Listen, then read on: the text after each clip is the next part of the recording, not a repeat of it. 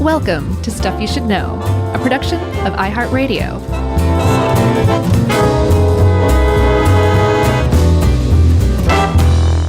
Hey, and welcome to the podcast. I'm Josh, and there's Chuck and Jerry's here too, and this is Stuff You Should Know, a little overlooked historical figure edition, I guess. Yeah, boy, God, this guy you could do a 10-parter on his life. Easily. I mean, it's nuts. So we're talking about a man named Eugene Francois Vidocq. He is known as the father of criminology. Yeah. Pretty much on the nose. That's a really good title for him. Yeah, for good reason. He's also an inspiration for plenty of early detective stories. Ooh. He was at one time as famous as Napoleon in France and in Europe in general. He was incredibly famous, incredibly wealthy, and it was because he dedicated himself as a public servant to the city of Paris to basically wipe out crime as best he could at a time when Paris was more overrun with crime than maybe it ever has been in its history. Yeah, it was a time where the army was very busy. I guess is the best way to say it. Mm-hmm. And like the army took up a lot of the men who might normally be cops, and they were preoccupied more with warring than with just taking care of regular police work. And Vidok stepped up in a big way. And like I said, like I had to stop researching because I was like, we can't do a 12-hour podcast on this guy, right? Can we? No, but you can definitely go down a rabbit hole with him. And one of the reasons why is because depending on the source you consult, he was either a total scumbag scoundrel or genuinely unjustly slandered. I lean toward the second one or closer to the second one. Obviously, no one's perfect, but I do think that the stuff that is really questionable or makes him into a questionable person or character, I think is remnants of his political rivals smearing his name so well that it still is around today. Here's what I think is that he was, and as you'll see, started off as a scoundrel and a criminal. Later changed his tune because I think it was beneficial for him to not be in prison all the time. And I think he tried to do the right thing, but also like a little bit of that scoundrel lived within him, but he also had people that had it out for him. I think he's a complex guy. Yeah. I don't think he did a 180 and was like, and now I am pure. I think he, did what was best for him usually, but also wanted to put criminals behind bars and make a few bucks while he did it. So I have a counterpoint to that, but I'll bring it up when we get to that part. But we should tell everybody one of the reasons Vidocq is famous, if you have heard of him, is because not only was he the father of criminology, he started out as a genuine bona fide criminal who was serving time in prison, would escape prison, and then one day he basically switched sides from an outsider's standpoint and became like the top cop in all of France while he was serving. Yeah, a good way to stay out of jail. For sure. Well, let's start with his early life, right? Because he was unquestionably a troublemaker, a hothead, and just a handful. You could definitely say his parents actually let him get arrested when they stole from him once. Yeah, I mean, you would classify him as a juvenile delinquent today, but it wasn't because he was some, poor kid from the poor streets who had to steal to survive. His parents did pretty well. They had a successful bakery in, how do you pronounce that? Arras? I think so, yeah. Arras. And it seemed rather middle class, but like you said, he stole from his parents. He was a scoundrel. He pickpocketed. He was, from very early on, seemed like he was a bit of a ladies' man. And he would, this was sort of his early life until he ran away literally to join the circus. Right. Like people actually did that. And he did that for a few months until he didn't like the work. Then he would eventually work for a Punch and Judy street show, which is, if you guys don't know who Punch and Judy were, they were puppets, right? Yes, they were Punch was a wife-battering puppet, and Judy was the abused wife. They got into hysterical, right? Yeah, really violent fights all the time, but it was puppets, and kids thought it was hilarious. And he worked for that show, and he had to, I guess he got fired in a way. I think so. I think as a 15-year-old, he's had some kind of a tryst with the wife of the guy who was running the thing. Yes. So not very specific. It says that they were embracing, so who knows what that means. Yeah, but it definitely goes to underscore a lot of things about him. He was very much into the ladies. He didn't mind if it was someone else's lady, if you were someone else's lady. And he was willing to put himself in great danger and at great personal risk to satisfy his own wants, needs, desires. That's a very nice way to say it. So he moved back home. He went back to Arras, and I don't know if we said his dad was a baker, and his parents were just totally normal, fine parents. But again, they basically, when he was caught stealing from them when he was 13, they said, okay, you're going to jail. When he moved back home after the circus and the Punch and Judy show, he wasn't even 16 yet. And they said, all right, you're going to join the army, whether you like it or not. They shipped him off to the army while he was 15. That's how bad a kid he was. Yeah, I think he was drinking, getting in fights and womanizing. And, he's just one of those kids. They'd probably just say today that he was, I don't know, what would you call it? A hothead? Yeah, teenage hothead. Yeah. Like to steal things sometimes. Right. And embrace other people's wives. Exactly. So he did serve in the army. Apparently, he was in battle a few times because this was post-French Revolution. And I think he may have been in the army when Napoleon first took power. At the very least, France was on all sorts of adventures. Like you said, it had drained their population of potential policemen. And so he fought in a few battles. He definitely saw some action, and he was fine. But I think probably the biggest takeaway was that he learned how to fence. He became a very great fencer, and that served him well because he was also known to get into duels with people. And he actually had to desert the army because he was coming up on charges because he challenged a sergeant to a duel. The sergeant refused him, and he smacked the sergeant around. And that is not something you do in any army at any period of time. And so he took off and was now a desertee from the army.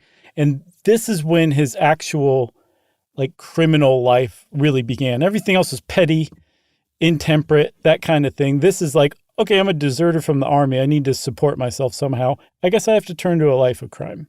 Yeah, he actually deserted a few times, so I don't think he was super popular among his peers there. Sure. He had a habit for just sort of not being there all of a sudden when they called roll call. Mm-hmm. But eventually, when he finally left for good, he joined up with what was called the Rolling Army. You want to do the French there? You're a French guy. It was the Armée Roulante. Okay, the Armée Roulante, which was everything I saw about this was that it was a side army. I think it was a couple of thousand men, and that they sort of just did what they wanted. They wore fake uniforms. They plundered the countryside. They gave themselves fake orders.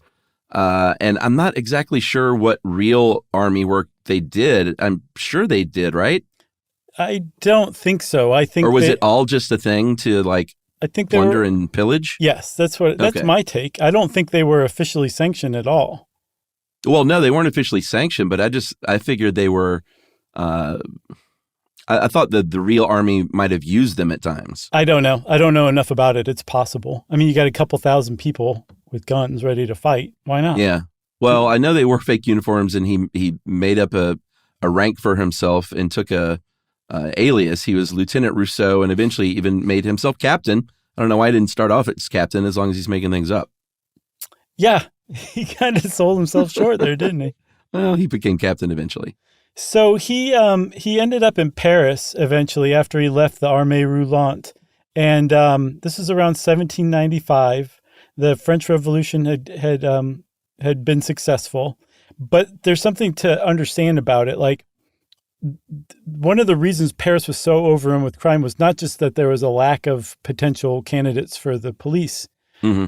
There was also the threat of revolution and regime change was constant during these decades. It wasn't like the French Revolution happened and it was over. Yeah, it was a mess. It was a mess. First, Napoleon comes along and is like, hey, I'll take over from here. I'm now emperor. He ran France for a really long time, for a decade or something like that. Then he was deposed, and a new king was installed. A new king was installed after that. That king was deposed, and a new citizen king was put into place. And then around that time, finally, our protagonist dies. But like throughout all this time, like there's a lot of tension and conflict in the country, and because everybody was preoccupied with that stuff, crime was allowed to flourish. It was a really dangerous, lawless time, particularly in Paris, because a lot of people were also coming to Paris looking for opportunity and that kind of thing.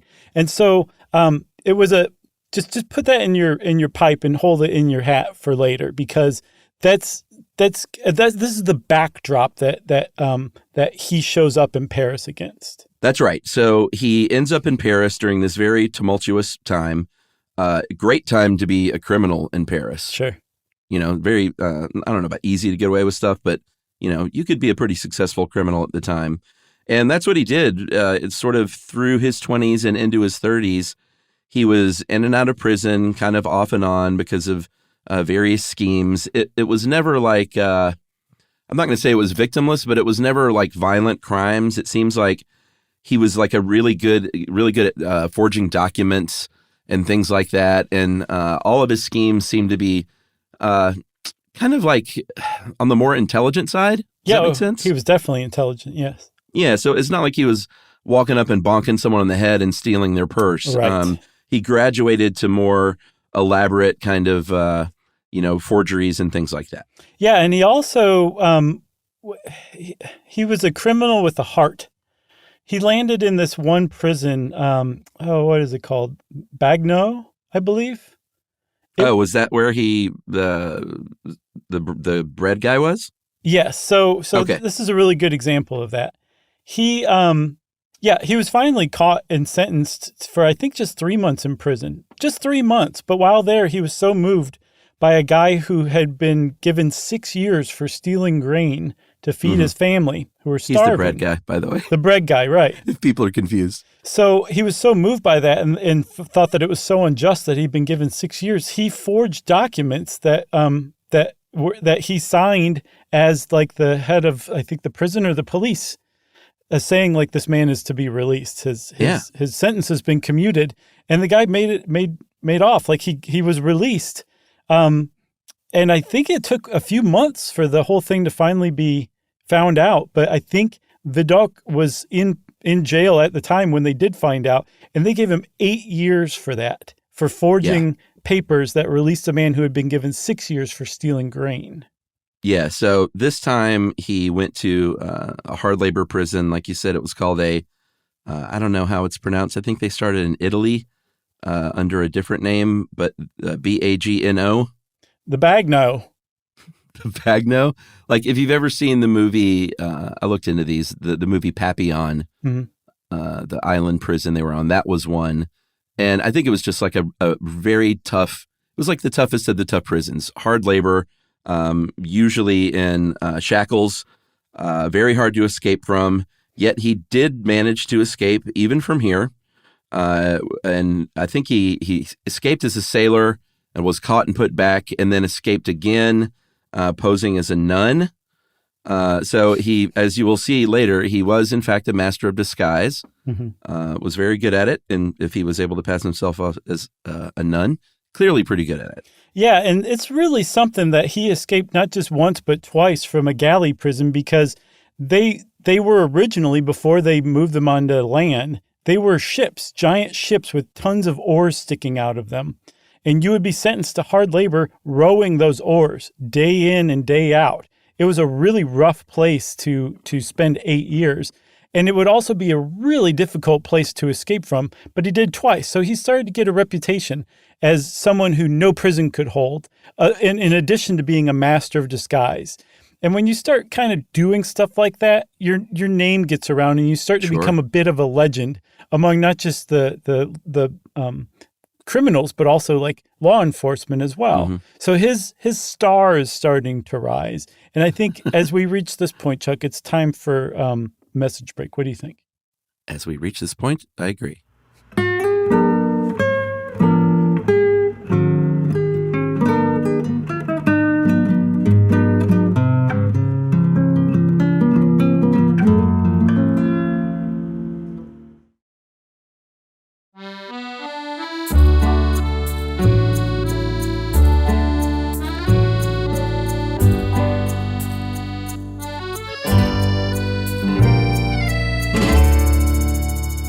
All right, so where we left off, Vidocq has escaped prison a couple of times.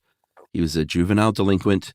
He was a delinquent into his 20s and into his 30s, through his 20s and into his 30s, and then finally ends up back in Paris. He was trying to get pulled into the criminal underworld again because he was well known, and he was kind of in a bad spot because if he said no, he would get blackmailed by these lowlifes and threatened to turn him in because he was a fugitive at this point still. Right. So finally, he was like, all right, what am I doing with my life? All this on the run stuff, on the lam, in disguise, as a nun, this is for the birds. In 1809, he said, I'm going to go to the cops and I'm going to say, I would like to turn myself in and make myself, well, sort of turn myself in. What he really wanted to do was turn into a police informant and get out of jail. And they said, hey, great idea, but you're going to do that for at least a little while in jail. Right. That is, I mean, that sounds like, oh, that's cool. That was an incredibly dangerous position to put himself in for 2 straight years. It still is. He was an informant, a volunteer informant for the police, and he would inform on anybody. And so I was saying earlier that I would bring up a counterpoint to the idea that it was just completely self-serving. From what I saw, another explanation is that he never actually thought of himself as a criminal. He thought of himself as an outlaw by circumstance. Like he had made a lot of bad decisions. He knew that. And that had made him run afoul of the law. But he wasn't a criminal. Like that's not how he wanted to support himself. He didn't have the heart of a criminal. And so this was a way to basically say, I don't want to be a criminal anymore. I don't want to be associated with these people. I want to change sides, and this is how I'm going to try to do it. Or another way to look at it is that he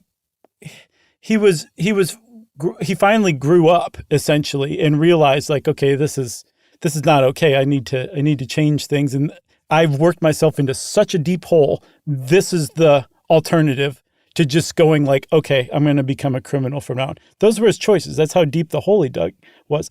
And the thing is, Chuck, no matter how you interpret it, whether it was a selfish act, whether it was, his destiny, whatever, that shows a remarkable amount of initiative to do that.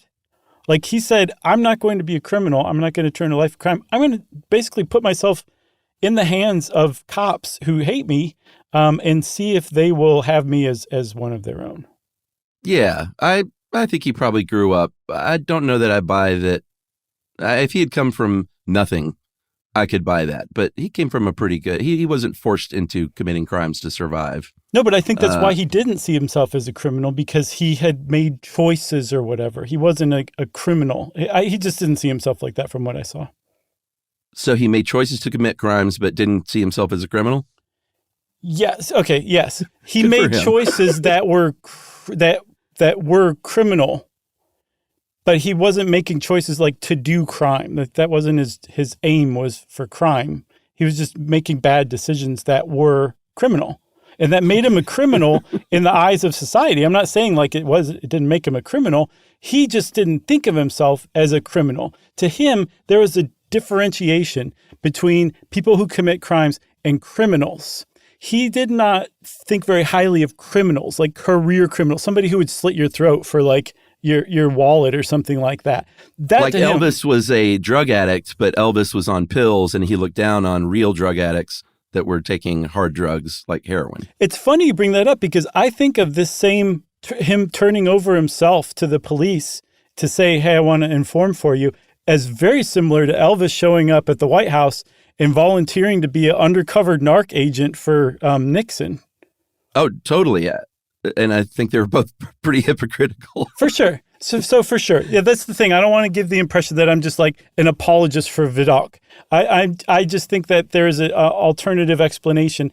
And one of them is that he didn't see himself as a criminal, even though he was a criminal. I totally agree.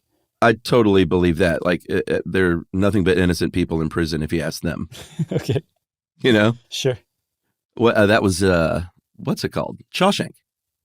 Oh, is that who that was? Yeah, I remember that great scene when they were at lunch or whatever, when they were all saying like, how like, hey, none of us did it. Like, no one in here did any of the crimes that we're in here for. Mm-hmm. It's pretty funny. Anyway, so he, for 2 years, worked in that prison. Like you said, just what he would do was pass on information to his girlfriend, who would get it to the police chief of Paris, and it was going really well.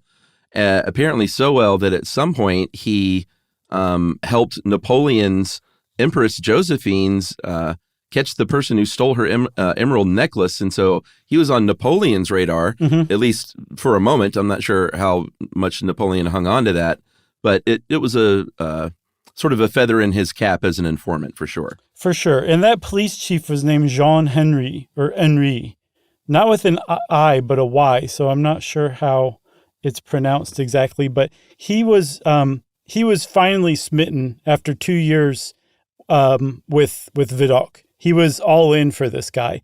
So he said, okay, we're going to let you out, but this is an unofficial release. Like, you're actually not going to get pardoned or released on paper because we need you as a police informant, what they used to call thief takers. They were kind of like the predecessors to bounty hunters, where anybody could go catch thieves and bring them in for money. He was an undercover version of that. And that's new, brand new. They did not have undercover police at the time. So Vidocq has basically carved out a totally unique, peculiar place for himself in the Paris police. And it's largely because Jean Henry believes in him and sees also the value in him going back into the underworld and informing on them, not just from jail, but like from the actual outside crime world. And John Henry also said, stay away from my wife. Yeah, exactly. I better not find you embracing her. So as a CI is what you would call it today, I guess, he was doing his thing. He knew the people very well. He knew his old haunts. He was not unwilling to just hand over his friends and former sort of cohorts in the thievery world and the underworld. He would do that at a moment's notice. Dave Roos helped us out with this. He found one case where he was actually in on a robbery, helped plan it, helped execute the robbery, and then when the cops come, he pretended like he had been shot so he could, get out of the whole thing. Well, no, so that the robbers who were there wouldn't know that he was a police informant. They would think That's what I mean. He was, yeah. So, and by the way, that burglar, the robber, Saint Germain, was a really wanted man. He was also a murderer. And it was actually a pretty interesting, I guess, project that he undertook and got the guy. And we didn't say also, the reason he was able to go back into the underworld again was because the police staged an escape. Like, they allowed him to escape to make it look like he'd broken out of prison, not that they'd released him, so that he would seem like it was Vidocq who'd broken out of prison again, and now he was back in the Paris underworld. That's right. So this underworld at the time was, it was a Paris where they policed in a way that wasn't tenable. They were confined to districts, and if you were in a district, you couldn't go to another district to investigate. You had to stick to your district. The criminals at the time knew this. They were savvy, and so they would commit crimes not near where they lived, which made it a lot easier to get away with stuff. Mm-hmm. And so Vidocq comes in and says, hey, I was one of these guys.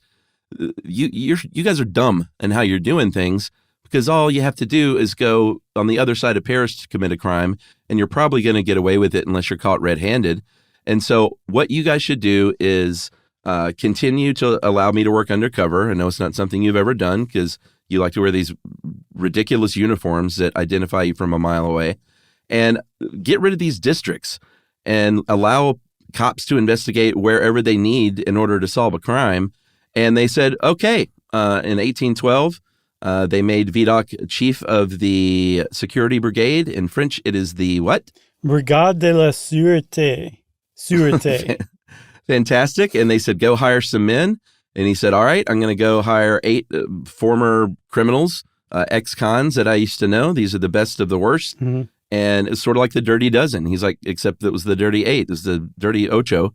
And they said, come with me, and we're all going to be this undercover agent security brigade, and we're going to clean up Paris. Yeah, and I think that definitely undermines the idea that he had no loyalty whatsoever to the people he'd met as a criminal in Paris. He just didn't have loyalty to the actual real criminals. He distinguished the difference between people who commit crimes and actual criminals. And so Was he accused of disloyalty? Yeah, I mean, we said earlier that he had no loyalty whatsoever to the Paris criminal community. Oh, I don't think so. I think he turned in people he thought should be turned in, right, and was loyal to his friends. So these are the people that he picked. And yes, it's very unorthodox. And I think if Paris hadn't been overrun with crime, he never would have been able to put together a Paris-wide undercover police force made up of ex-convicts. It even sounds nuts today in 2023. I can't imagine what it sounded like back in 1812.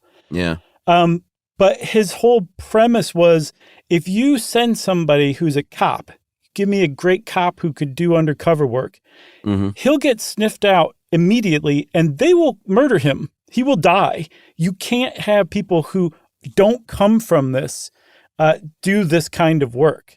Like it was very dangerous undercover work. And so that's the main reason why he chose these ex-cons. But I also get the impression, too, is that part of it was to just kind of demonstrate his point that just because somebody had done time and been convicted of a crime doesn't mean they could never be trustworthy again. I think you misspoke. I think you meant sniffed off the case, right? That's right. Man, how could I miss that one? Do we break now or do we go for a little bit longer? I think we should talk a little bit more about the Security Brigade. Okay. So started in 1812, like you said. It turned out to be a really big success.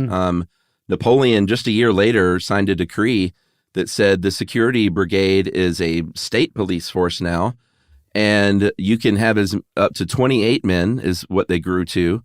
And I think through 4 or 5 years into it, they and of course, some of this stuff is, we should say, Vidocq would write a lot about his in his memoirs and stuff. He was not shy about tooting his own horn, let's say.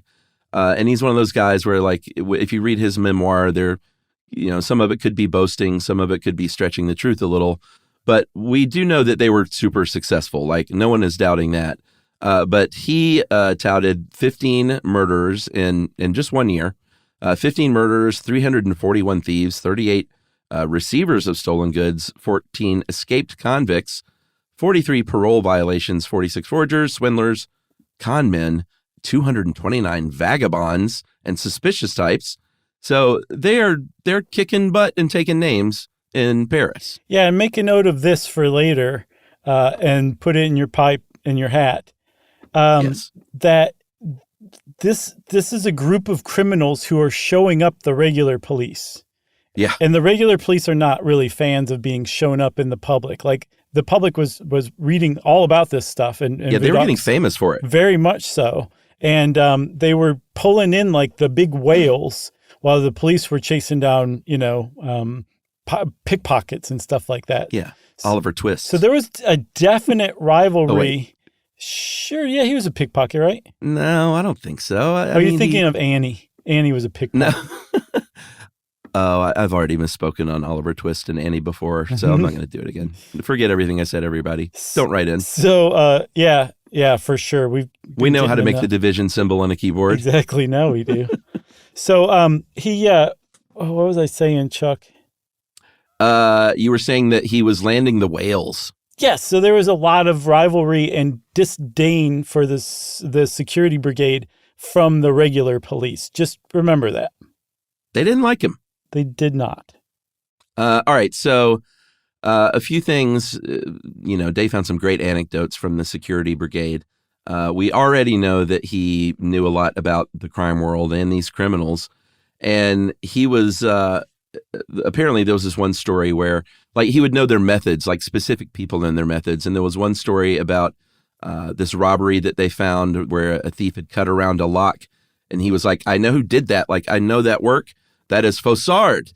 And in the movie version, they said, that can't be Fossard. Fossard is in prison. And someone steps up and said, Fossard escaped from prison 1 week ago. And Vidocq says, then it is him. It's awesome. End scene. I feel like the guy who stepped up to inform everybody that he escaped from prison was Ahdor Spartacus from The Birdcage. Probably. I never saw that movie. Really?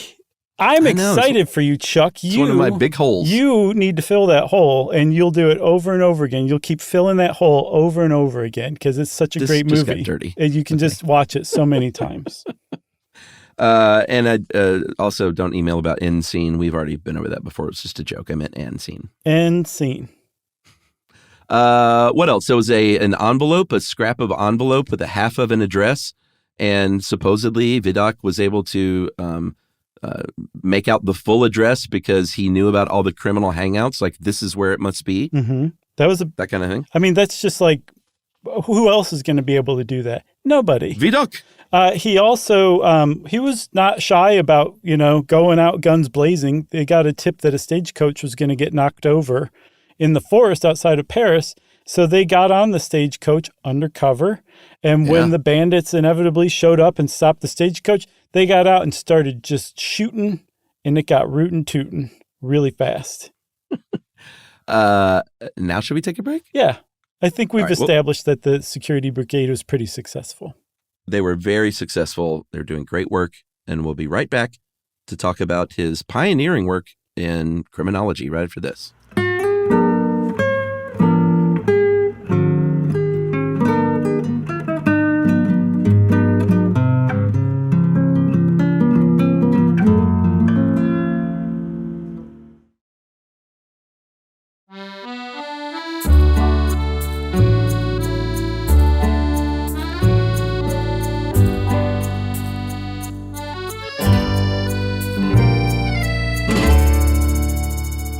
Chuck, I feel like if in the movie version, that would have been a montage that we just discussed. I think Depardieu, it definitely was a montage. I think Depardieu played him in a movie called Vidocq, but it wasn't like his life story. It was like a lot of mistakes I think movies make. They're just like, hey, let's just talk about this one central crime and plot, and Vidocq is the guy on the case. Okay. That makes sense. It sounds like they were trying to grow a franchise unsuccessful. Yeah, I guess they did that with the Sherlock Holmes movies. I think I'd just like to see a movie about him, like his real life. Yeah, I mean, it writes itself. It does. Even if you strip away like the legend stuff, it writes itself. He's just that fascinating. So we called him the father of modern criminology, and not just us, guys. Everybody calls him that. Mm-hmm. And the reason why is because he was pioneering all sorts of techniques of criminology that are still used today. It's amazing. It is. On the one hand, you can be like, this is all low-hanging fruit. Like, he's the first guy doing it. But when you put it all together, it's like he was a sharp dude. And it also shows how zeroed in and focused he was on fighting crime. That this is what he thought about. I don't think it was low-hanging fruit. Like, no one else is doing this stuff. Right. I think that's a retrospective look. Like, I don't know. I think if it was low hanging, people would have been doing it. Okay, let's take ballistics for example. He's credited with doing the first ballistics comparison in the history of law enforcement. Yeah. So 1822, the body of Comtesse Isabelle Darcy was found shot to death. They arrest the husband. Even back then, it's likely that the husband did it. Mm-hmm. And they took his dueling pistol and it's like, this is, the murder weapon. And he was like, it wasn't me. She had an Italian lover and I guarantee it was that guy. And Vidocq very simply was like, hey, let's remove that bullet from the skull. They got the bullet out and they were like, you can't put a bullet like that in a dueling pistol. Mm-hmm. And they tracked down the Italian lover. He confessed. And I see why you call it low-hanging fruit, because it seems like it makes so much sense just to say, well, hey, let's look at the bullet. But I don't know if no one else is suggesting it. No, no, for sure. And even if that had been his only, contribution, you would be like, yeah, that's neat or whatever, but I wouldn't call it remarkable. Right. It's the fact that he came up with so many different things. Yeah. And the only reason I call it low-hanging fruit is not to put him down, but because I think that over time, somebody would have had the same thought, right? I agree. No one just had. But he was basically standing under the tree, spinning, grabbing all the fruit. Right. That was one of the things that makes him remarkable. He was a fruit grabber. He was grabbing that falling fruit. I got another one. Let's hear it. Footprint analysis. This is a good one. Yeah. Like, we would have no idea that Bigfoot exists if Vidocq hadn't come along and figured out that you can actually make a reverse, a negative of a footprint if you fill the footprint in with plaster of Paris appropriately. Yeah. He's like, can I get plaster? And they're like, this is Paris. What, are you kidding me? It's everywhere. So he actually, this was a lead heist. Someone had stolen a bunch of lead. And it turned out to be a former police agent, but he made a cast of the footprint, compared it to the boot treads of other suspects, and found one that matched. And the guy was like, yes, it was me. Vidocq, you found me out. Amazing. He also, early on in this one, to me, is really remarkable. He was like, all right, that footprint thing worked. And he was like, fingerprints, that's got to be a thing. Like, look at these. Look at this. Look at your thumb, everybody. And everyone looked at their thumb. And they all had, pastry cream on it. And so they licked it off and then looked at their thumb. And they're like, oh, wow. And he said, we could probably use this too. But they just couldn't find like a way to do it. They didn't have the technology yet. They couldn't find an ink that would work and record the fingerprints properly. So that didn't happen. But he had the idea. Yeah.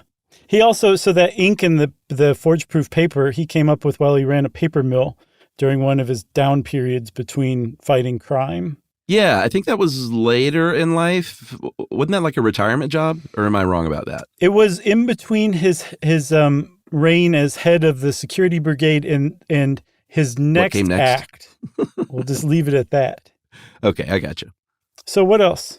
The other thing he did was he was really good. He had a great memory, apparently, and was really good at remembering like the people and the faces of the people of the underworld and their names. And he's like, first thing he did was said, all of you cops should get good at that too, because that really helps if you like go to the prisons and observe the guys in the prison and the exercise yard and like remember their faces, remember their names.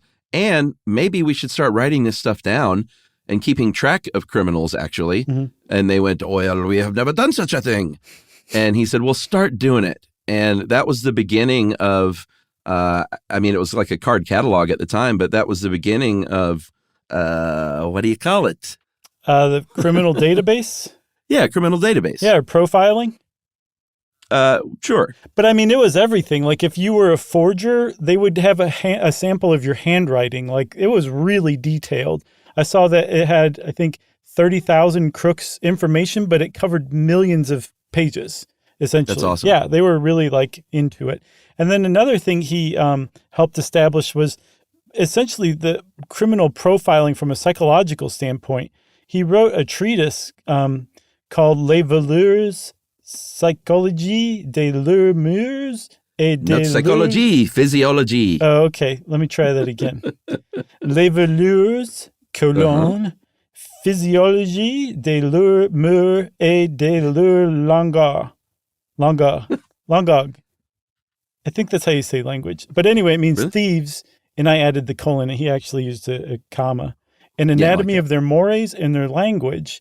And it was a study of like the mind of a thief, and it was evidence-based. Like it was a scientific paper that he wrote about the criminal mind.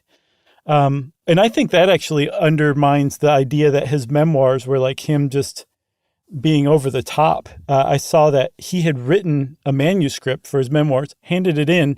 Then after he handed it in, the publisher hired a ghostwriter to punch it up. They gussy it up. And that he wasn't super happy about that when he found the final product, when he read the book. So, he was, in fact, a humble man? I don't know about that, but I don't think middle? he was as boastful as he has a reputation for based on his memoirs. Oh, okay.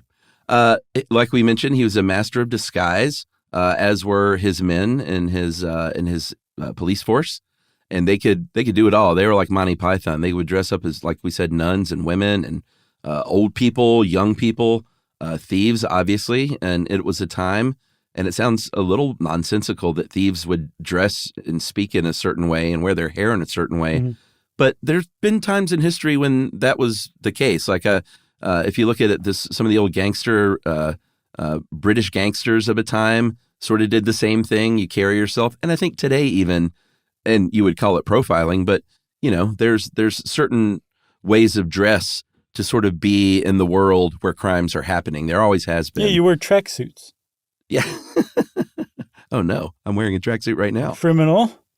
I would turn you in if I were Vidocq. But they had their own style, so they would obviously were very good at mimicking that style. And in the memoirs, and this could have been a ghostwriter because it is very flourishy.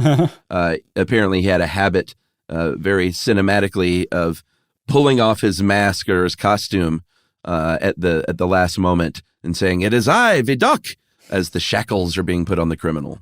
Yes. Or like Tom Cruise in any Mission Impossible movie. That's right. So, Chuck, I said everybody should remember that he had lots of enemies in the real police, regular police. Right. And they routinely accused him of illegal activity, like planting evidence, accepting bribes, entrapping people, kidnapping young women to take them off to convents to become nuns at their parents' behest. Yeah, I saw that. All of the stuff, these are accusations. None of these things were ever proven. He was never even taken to court for most of them. There were 2 cases that sullied his reputation, that gave the police the chance to really drag him through the mud. One was that one of his agents was accused of helping a group of robbers that he actually busted, that he had taken some money from them for bringing a key so they could break into a place easier. He got 2 years. It's not clear that actually did happen, but the guy got 2 years anyway. And Vidocq had so laid his reputation on the line that not only he could be trusted, but his agents could be trusted too, that he resigned. He was like, that's fine. I'll resign. I'm clearly not meant for this any longer. Like, my reputation has been tarnished and I'm just going to go off and start a paper mill. He was brought back and he was the head for another year, something like that. And then he said, you know what? Forget this. I'm going to go out and start my own detective agency, the world's first detective agency, I think almost 20 years before the Pinkertons even started. Yeah, I think I think it was twofold as for the cops. Like, they definitely didn't like that he was outshining them. Mm-hmm. And I think they were always suspicious that he never left his criminal past behind because he lived beyond his means of his salary. Mm-hmm. I can't remember how much he made as a salary. I think it was like 5,000 francs mm-hmm. at the time. And he lived as a man who had much more money than that. So he had all kinds of side hustles. He was in real estate. I think he helped run a tavern. And so he made extra money doing other things. And I think they were always suspicious that he was still dabbling in criminality. Mm-hmm. One thing he did that was, I thought, fairly interesting, and I'm not sure how illegal it was. There was a thing at the time where you could pay somebody to take your place in the army, basically. Mm. If you didn't want to go to the army, you could offer up a substitute. You could pay that substitute, and they were glad to take the money to do that. And what he would do was he would catch a criminal and say, hey, you want to go to prison or you want to go to the army? And if they said, oh, I'd rather go to the army, he would say, here's your substitute. Now give me my money. So whether or not that's actually illegal, who knows? It's borderline. Yeah. And I think stuff like that sort of made the cops, that just added to their ire, I think, because he was making more money than they were. So did that definitely happen? That was proven that he did that? That wasn't just an accusation that like turned into fact over time? I'm not sure. I read it in a book. It wasn't like some internet article. Sure. It was from an actual book. It wasn't on YouTube. No, it was in a book. Okay, so regardless of this, he's founded this detective agency. Again, the first detective agency in the world. And he started out basically collaring white-collar criminals for large, corporate clients. people who swindled them, made off with money, embezzled, that kind of stuff. And there was one case in particular, and this was after years of this successful detective agency continuing to show up the Security Brigade. His successor's brother ran a bank, and when the bank got knocked over, the brother came to Vidocq, not the head of the Security Brigade who he was related to. So there was a case where he had caught a guy who had absconded with money. He brought him into the office for questioning and convinced the guy to give up like 2,200 francs to just begin repayment, put it in his account as he normally did, to then hand over to the people who'd hired him, less the 45% they promised him for finding, right? That happened. And a week later, the cops show up and arrest him for false imprisonment, impersonating a police officer, and taking bribes, essentially. And this is where his reputation really got tarnished. Yeah, by most accounts, it was a setup, like a complete setup. Right. Like they looked all over to find people who would say in court that he was a crook. They couldn't find anybody. Even other criminals, they couldn't find anybody except for this one guy, Kampai, who was the one person who accused him. So he, regardless, is convicted, given, I think, like 5 or 6 years.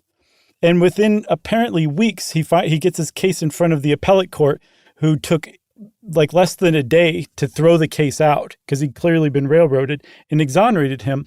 But his reputation had been so sullied, even at the time, his star really fell. And he looked around for somebody to sell the detective agency to.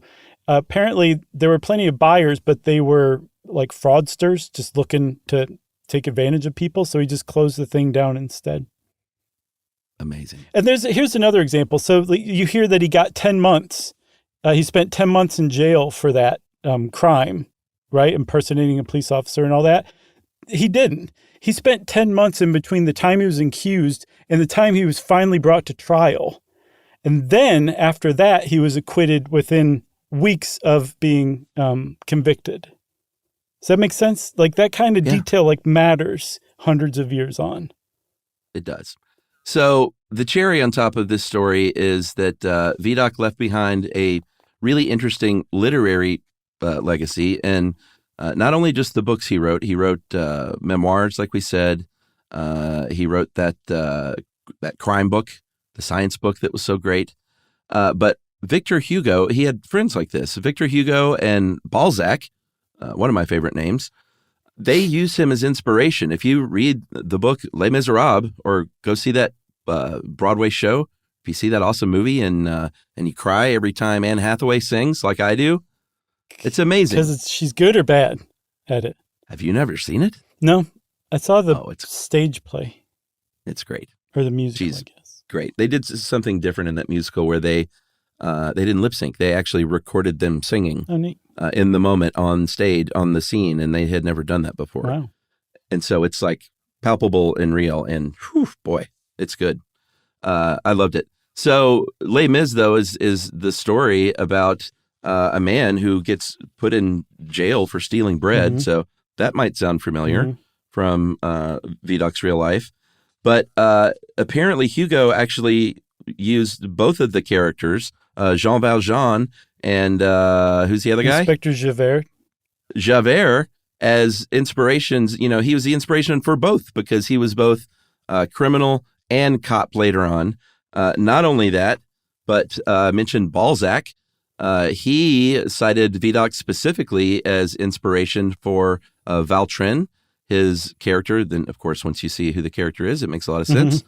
Escaped convict and criminal mastermind who repents and becomes a police officer, a minister of police in Italy. Yeah. Not bad. So what's widely believed to be the first modern detective novel was The Murders in the Rue Morgue by Edgar Allan Poe. Mm-hmm. And there's an amateur French detective named Dupin. And Poe said that he definitely based Dupin on Vidocq. One that's a little less clear, a little less direct is Sherlock Holmes. There's some some traits between Sherlock Holmes and Vidocq, like masters of disguise and like dealing with the criminal underworld for information and all that stuff. But Sherlock Holmes was based on a French detective that came before, Monsieur Lecoq. And Emile Gaboriau, who wrote the books that Lecoq was the protagonist of, definitely modeled Lecoq on Vidocq. So Lecoq was based on Vidocq, and Sherlock Holmes was based on Lecoq. So I think by transitive property? Ooh, nice. Is that it? I hope so, man. Math. Mm-hmm. So that's it. What a guy. Yeah, he definitely deserves at least a decent movie, if not a franchise. You know what I mean? Yeah, and can't you find someone besides Gerard Depardieu? I mean, surely. I feel like he was just the guy for so long. He's old now, and I think he didn't get Me Too'd. I don't know. I know that France kind of was like, you stink because he moved so we wouldn't have to pay high taxes. Maybe that's the last thing I heard of. All right. Oh, there's one other thing. There's a group called the Vidok Society in Philadelphia that's made up of like criminologists and people in law enforcement who take cold cases on pro bono during their monthly lunches and try to inject new life into the cases. You know, they love that name. For sure. The Vidok Society. Mm-hmm. Pretty cool. And they all come in disguise and then rip off their masks. They say, "It is I." At lunch. That's right. Every day. Whew. Well, that's Vidocq for you. If you want to know more about him, there's a lot of interesting contradictory stuff out there to read. And since I said contradictory, that means, of course, it's time for listener mail. I'm going to call this My Way or the Skyway. That has nothing to do with it. It's just about the Skyway disaster. Right. We heard from a doctor. This is a really good email. Hey, guys, just recently started listening to the show. Found the episode Hyatt Regency Skywalk disaster very interesting. I'm a physician and was in residency at a hospital in Kansas City, not far from the Crown Center at that time. Nuts. And I was on call that Friday night and was watching TV with a number of other residents when I heard the news, and we knew that we were in for a busy night. I'm writing in basically to mention two things I thought you might find interesting. Ironically, the Kansas City metro area had planned for a mass disaster drill the next day. Wow. Of course, the drill was canceled, and instead the response to the actual disaster was analyzed, resulting in significant changes for future plans for a response to a mass disaster. Wow. That's incredible. And this one, both of my sons graduated from college with engineering degrees.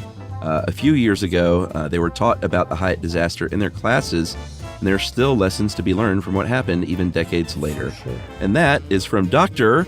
Paul M. Jost of Kansas City. Thanks a lot, Dr. Jost. That was an amazing email. Like, geez, that's some background right there. Yeah, and hey, way to get on listener mail, like, as a new listener. That's well done. Yeah. Just pat yourself on the back. Take off your lab coat so you have a little extra stretching room and pat yourself on the back. That's right. And also, Doc, I got this shoulder thing going on. Sorry. Nice.